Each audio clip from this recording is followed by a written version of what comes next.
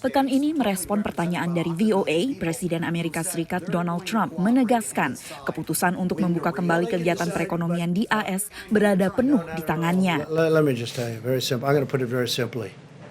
The President of the United States has the authority to do what the President has the authority to do, which is very powerful. The President of the United States calls the shots. Namun para gubernur dari Partai Demokrat mengekspresikan hal sebaliknya. Mereka membentuk pakta dengan negara bagian sekitar untuk menyamakan pandangan dan secara kolektif memutuskan kapan mereka akan membuka negara bagian mereka masing-masing. The President is clearly spoiling for a fight on this issue.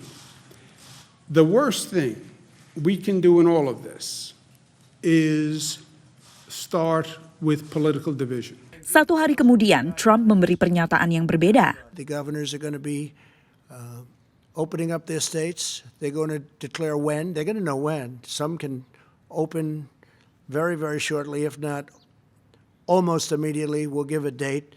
Namun pernyataan awal Trump terlanjur memantik perdebatan mengenai otoritas pemerintah federal dan pemerintah negara bagian di tengah kondisi darurat nasional. On its face, what President Trump said is simply wrong. There is no sort of plenary authority in the president, even in times of emergency, to have total authority to do whatever he wants. Selama pandemi, pemerintah federal telah membantu memastikan negara bagian memiliki persediaan dan sumber daya untuk merawat warganya. Kongres juga telah menyetujui stimulus $2 triliun Amerika untuk menopang ekonomi. Tetapi gubernur dan wali kota memiliki wewenang dalam mengambil keputusan terkait masalah kesehatan dan keselamatan publik setempat, termasuk memastikan orang-orang tetap tinggal di rumah dan menutup usaha.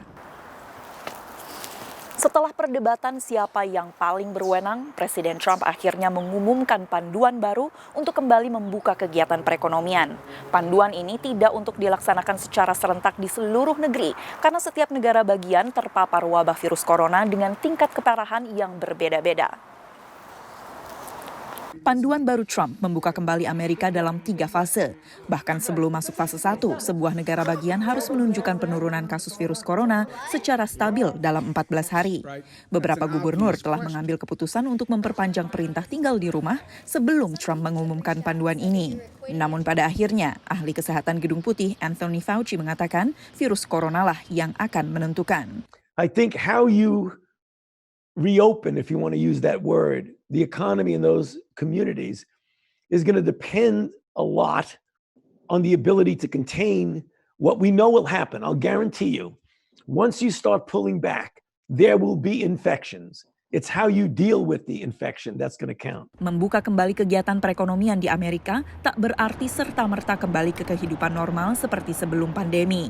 Hal itu bisa jadi menunggu lebih lama lagi sampai ada vaksin virus corona yang teruji. Dari Washington DC, Valdia Baraputri dan tim VOA.